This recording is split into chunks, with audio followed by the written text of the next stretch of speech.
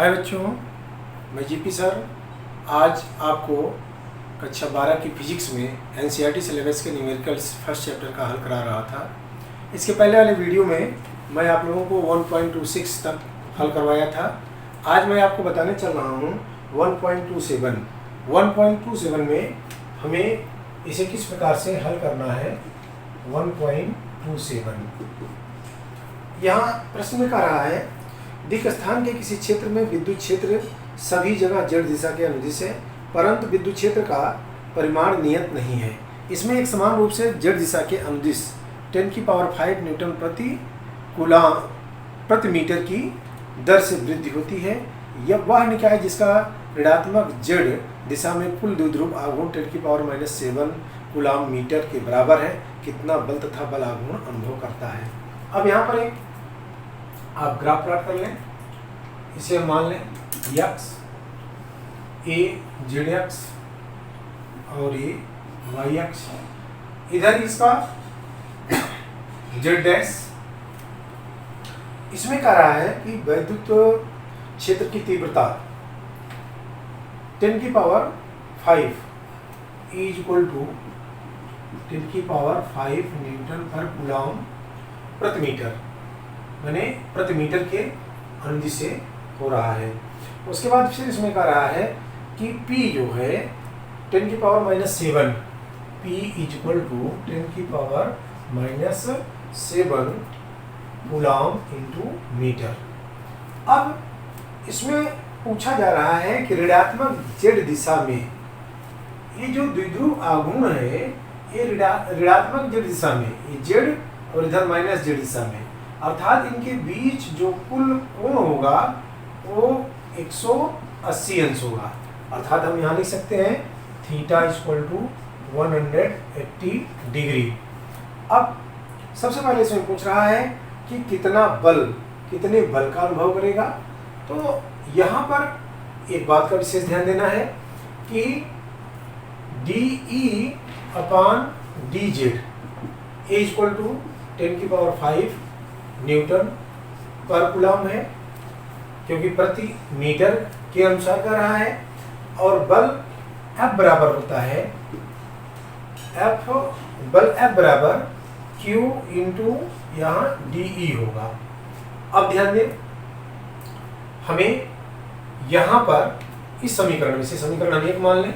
समीकरण 1 में dz से अंश तथा हर में, समीकरण 1 के अंश तथा हर में dz से गुणा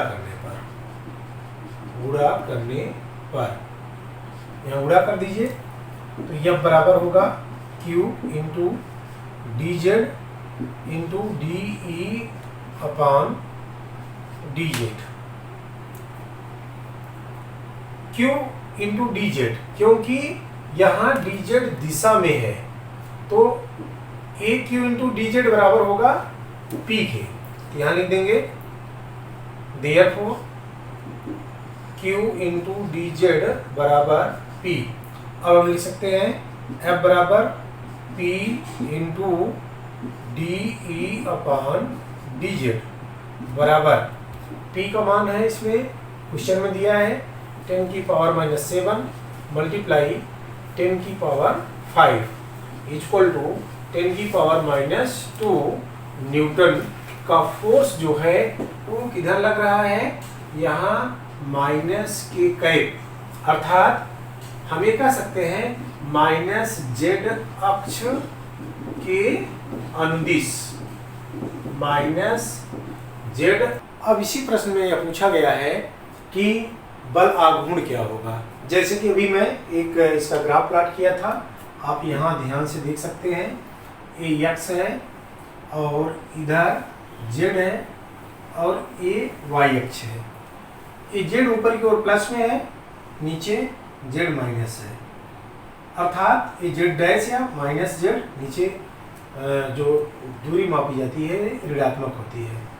z तथा माइनस z के बीच जो कोण बन रहा है वो 180 अंश है। अब यहाँ पर प्रश्न में P दिया है, वेक्टर P, और साथ साथ वेक्टर E दिया है, और आपको ज्ञात करना है वेक्टर टाउ या टाउ। टाउ आपको ज्ञात करना है, परिमाण दिया है P, E और टाउ आपको ज्ञात करना है। यहाँ पर जब हम टाउ बराबर सूत्र लगाएंगे, हम जानते हैं कि vector tau is equal to vector P into vector E। अब इसको हम लिख सकते हैं tau cross vector P cross vector E, tau is equal to P E sine theta, और यहाँ थीटा बराबर है 180 अंश। तो tau is equal to P E sine 180 अंश बराबर हम लिख सकते हैं 10 की पावर 1 मल्टीप्लाई 10 की पावर -7 मल्टीप्लाई 1 मल्टीप्लाई 10 की पावर 5 मल्टीप्लाई 0, क्योंकि हम जानते हैं साइन 180 अंश बराबर होता है 0, अतः यहाँ टाउ इक्वल टू हो जाएगा 0। इस प्रकार से इस प्रश्न में टाउ का मान पूछा गया है, और कुल जो टाउ होगा माने कुल बला गुण वो 0 होगा, क्योंकि z से माइनस z के बीच जो ये रोटेट हो रहा है, रोटेशन है, कुल 180 अंश है। तो 180 अंश में का साइन 180 अंश का मान होता है 0, इसलिए टाउ बराबर 0 होगा। में पूछा गया है किसी चालक के जिसमें एक चित्र दिया है, चित्र देखें आप, एक चालक है, कह रहा है इसी चालक ए में दर्शाए हुए अनुसार कोई कोटर है, इसमें एक कोटर है ए, उसके बाद कह रहा है को क्यू आवेश दिया गया है, इस पर जो आवेश है ए क्यू है, क्यू आवेश दिया गया है, या दर्शाइए कि समस्त आवेश चालक के बाह्य पृष्ठ पर प्रतीत होना चाहिए। हमें जानते हैं चालक पर आवेश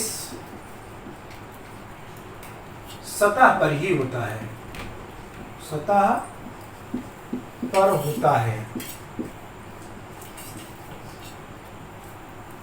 अर्थात इस पर जो दिया गया आवेश है Q, यह आवेश चालक के बाह्य पृष्ठ पर होगा, क्योंकि इसके अंदर जो है कोटर है, कोटर और चालक के अंदर जो है आवेश 0 होता है, अर्थात यहाँ पर जो वैद्युत क्षेत्र की तीव्रता होगी वो E बराबर 0 होगी। अतः हम ये कह सकते हैं कि जो इससे संपूर्ण जो वैद्युत फ्लक्स होगा, अर्थात अंदर जो आवेश होगा वो Q बराबर हमें 0 मान सकते हैं, तो संपूर्ण वैद्युत फ्लक्स फाई E बराबर होगा Q अपान एप्सिलॉन नॉट, तो फाई E इक्वल टू 0 होगा।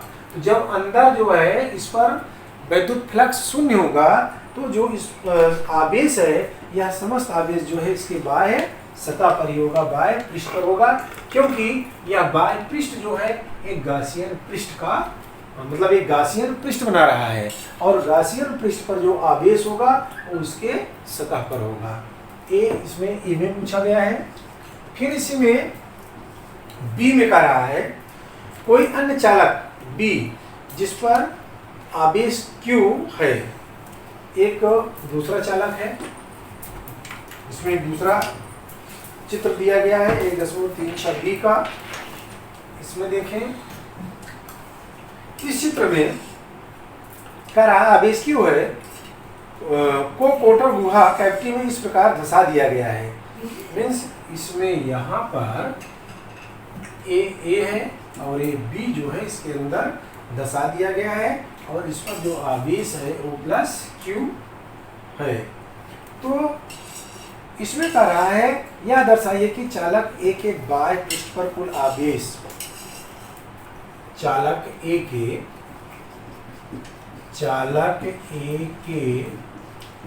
बाह्य पृष्ठ पर कुल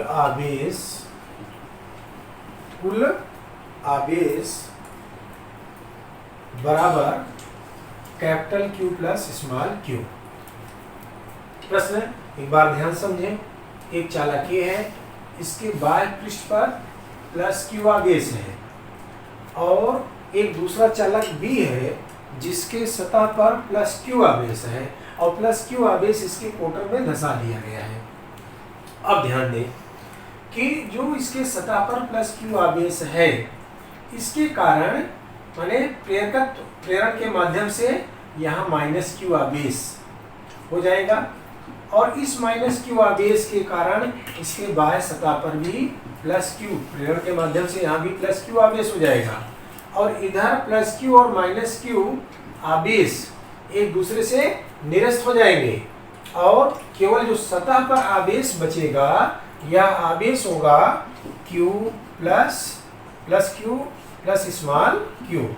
फिर से एक बार इसे समझ लें कि एक चालक A है जिसके सतह पर प्लस Q आवेश है, और इसके अंदर एक कोटर है, एक छिद्र है जिसमें एक ऐसी दूसरा चालक डाल दिया गया है जिसके सतह पर प्लस Q आवेश है।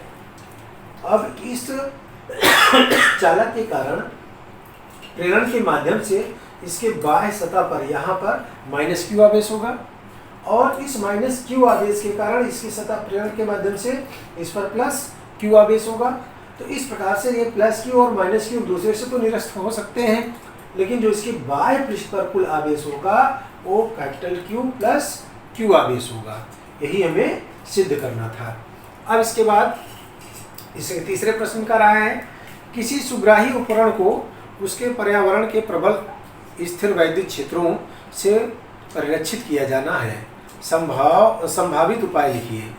किसी सुग्राही उपकरण को उसके पर्यावरण के प्रबल स्थिर वैद्युत क्षेत्रों से परिरक्षित किया जाना है, अर्थात उस उपकरण को किसी धातु का एक लेप कर दिया जाए। जब हम उस उपकरण पर किसी धातु का लेप कर देंगे, अर्थात उससे परिरक्षित कर देंगे, किसी धातु से परिरक्षित कर देंगे, तो वह उपकरण जो है प्रबल स्थिर वैद्युत क्षेत्र में होगा। ये हो गया आपका प्रश्न नंबर 1.28 का सी। और इसमें अब प्रश्न नंबर है 1.29। 1.29 थोड़ा सा आप देखें, इसे आपको किस प्रकार से हल करना है।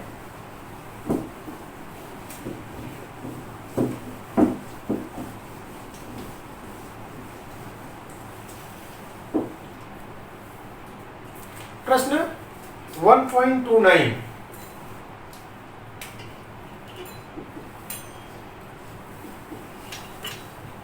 इसमें कह रहा है, किसी खोखले आवेशित चालक में उसके पृष्ठ पर कोई छिद्र बनाया गया है। एक खोखला आवेशित चालक है, यहाँ ध्यान दें, खोखला आवेशित चालक है। अब कह रहा है कि उसके पृष्ठ पर कोई छिद्र बनाया गया है, उसके पृष्ठ पर एक छिद्र बनाया गया है, एक छिद्र है। यह दर्शाइए कि छिद्र में वैद्युत क्षेत्र Q upon epsilon naught upon 2 sigma upon 2 epsilon naught n cap है। यहाँ E vector E equal to sigma upon 2 epsilon naught n cap, इसे हमें सिद्ध करना है। सबसे पहले देखें, यदि हम यह मान लें कि यह खोखला आवेशित चालक है, खोखले आवेशित चालक पर जो वैद्युत क्षेत्र की यहाँ तीव्रता होगी इस दिशा में होगी, अर्थात खोखले आवेशित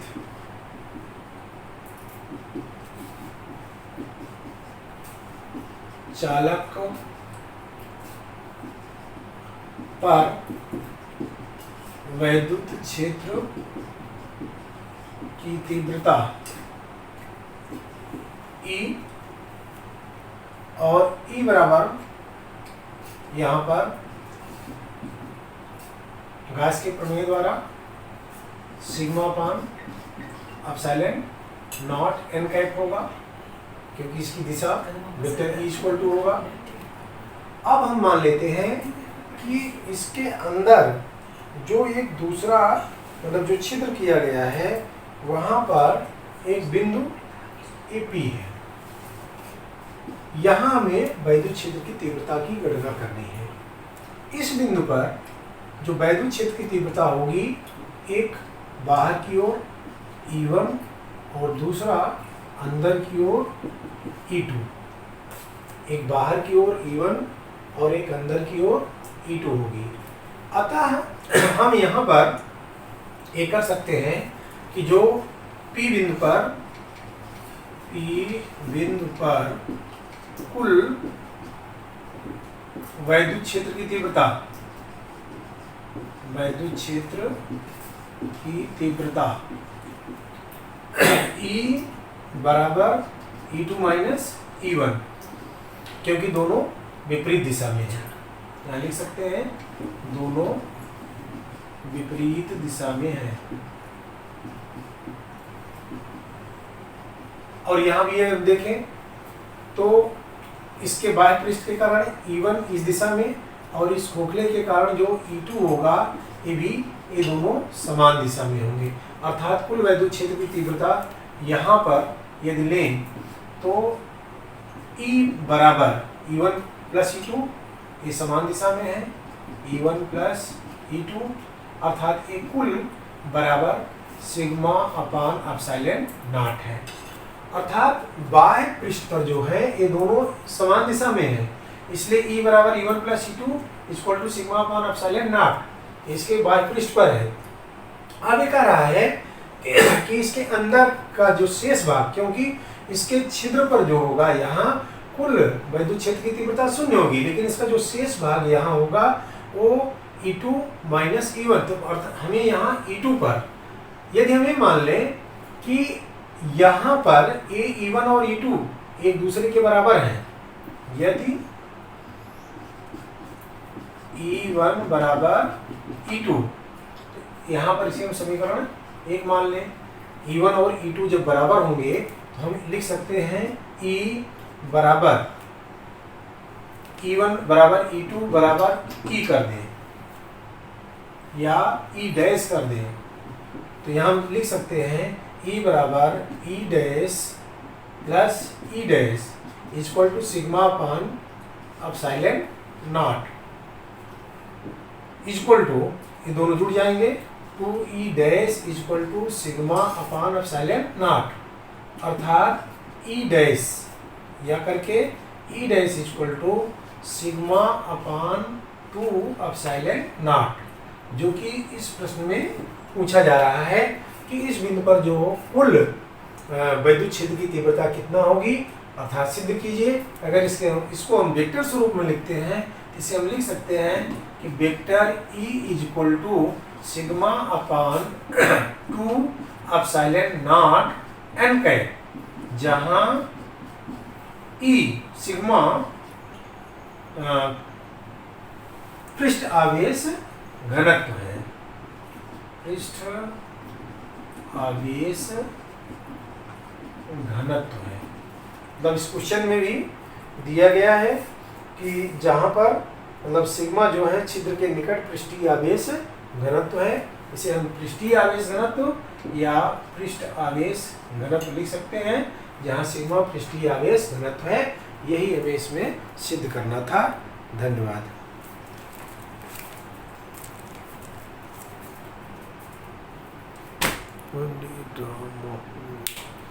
पूरा नहीं कवर होगा।